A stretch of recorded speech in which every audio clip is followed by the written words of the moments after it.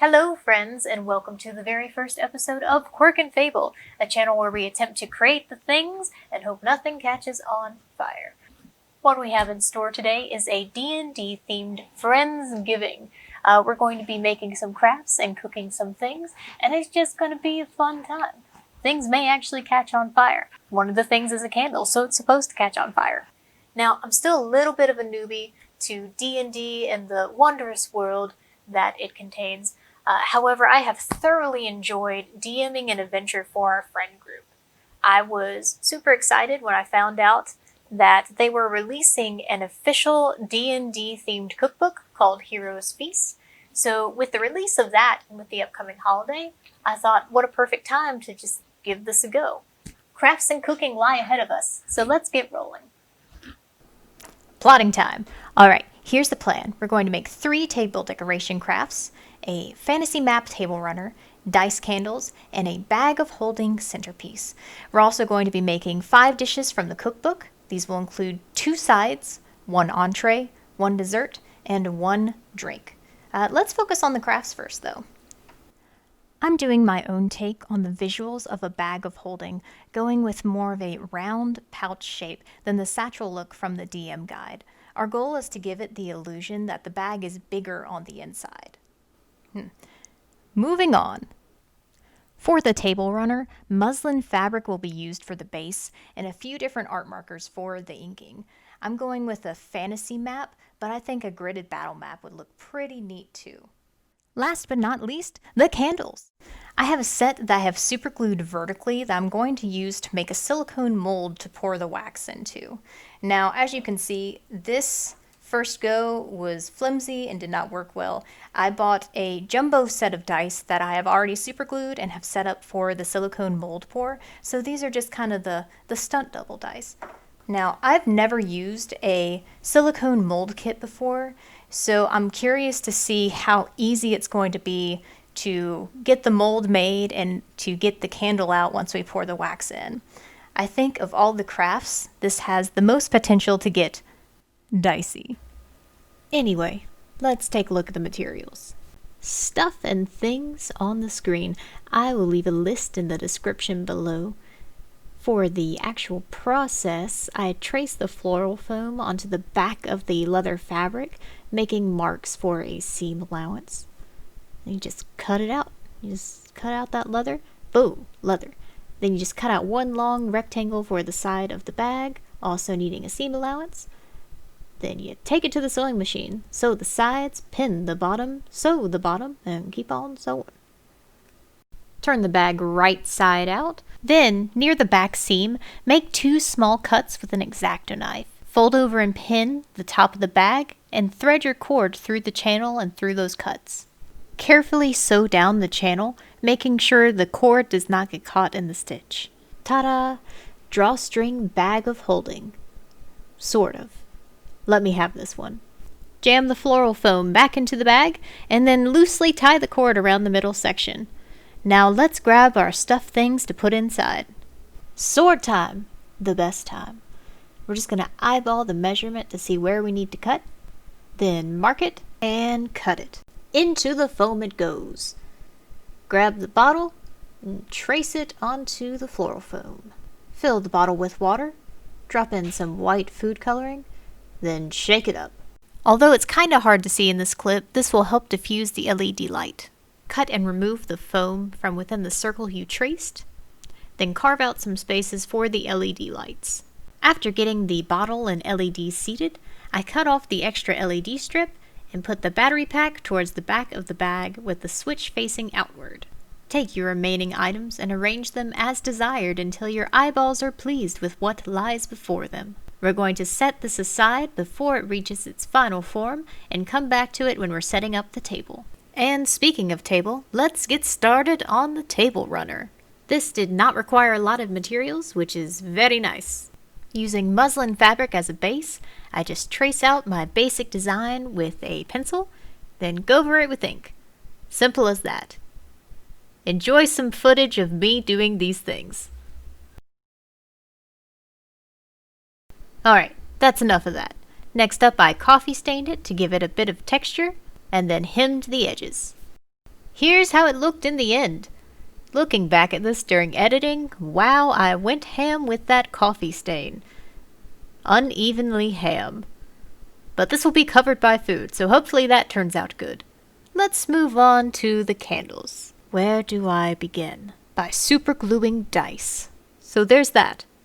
Good job. Next up, the Silicone Mold Kit. So much stirring. After securing my dice tower inside of an empty container, I poured in the silicone concoction. Having cured overnight, the mold was ready to break free of its restrictive shell, and the dice from the mold, and also the wax from the mold. That was not planned. Rolling back a few steps, I melted the wax using a red crayon as a dye chip. Add in some festive fragrance, then prep the mold for the wax pour. Since the top of the model was pretty narrow, I decided to put the fill opening near the bottom of the model. But we still need to get the wick through the top of the mold. I made the mistake of thinking that if I thread a wick through the top of the mold, that the wick itself would fill in the hole it made. I was mistaken. I added some elegant reinforcements on the side and base and started over. Behold the glorious power of duct tape. It actually worked. After letting them harden overnight, it was time to reveal this monstrosity. Oh, that looks pretty not great. Oh, wow. Say what you want. I think this actually looks kind of cool. It looks like something. That tip, though. Well, it sits on the holder. Oh, this is just monstrous. We tried this again using a darker colored wax, and it turned out far less nightmarish. With crafts out of the way, there's only one thing left to do. Kitchen things. First up, we're making Odic skillet fried spiced potatoes. This can be found on page 29 of the cookbook.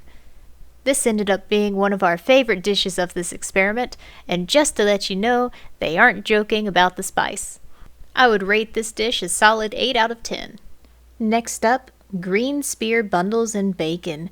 This is found on page 71. This was probably the easiest recipe, as it is just asparagus wrapped in bacon. The only note I have for this is that we needed to leave them in the oven 10 minutes longer than what's listed in the book. Overall, it's a quick and easy appetizer to bust out for any of your gatherings. Well, when gatherings become a thing again. And now, for the main course, the main attraction, the fire-spiced abyssal chicken kebabs. This can be found on page 159.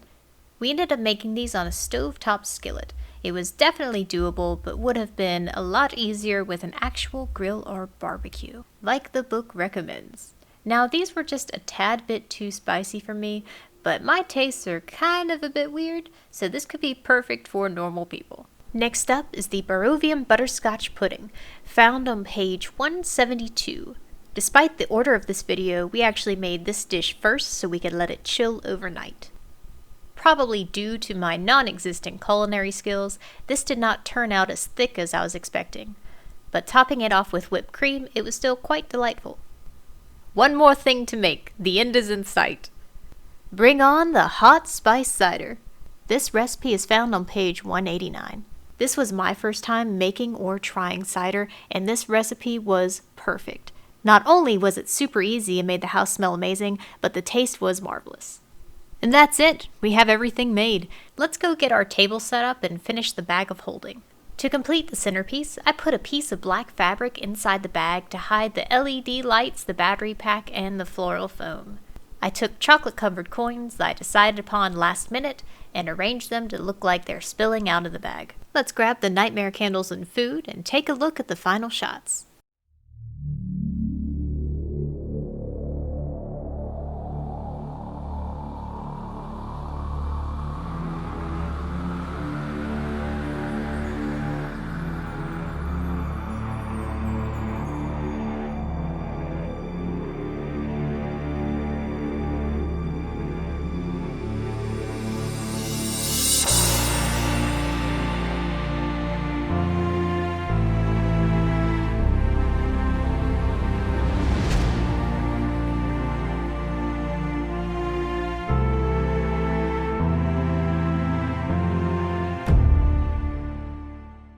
welcome back! We did things! I cooked stuff and it was good and edible, which was more than I was hoping for, and the crafts were a learning experience. Those candles. Well, it was definitely a learning experience, and nothing caught on fire. And we have crafts and a table set up for the next time Thanksgiving and social gatherings are a thing again. So that's a huzzah in my book. And that's it for this video. I will see you next time where I'll be working with LEDs and mayhaps cyberpunk themed things. Until next time, have a great and safe holiday.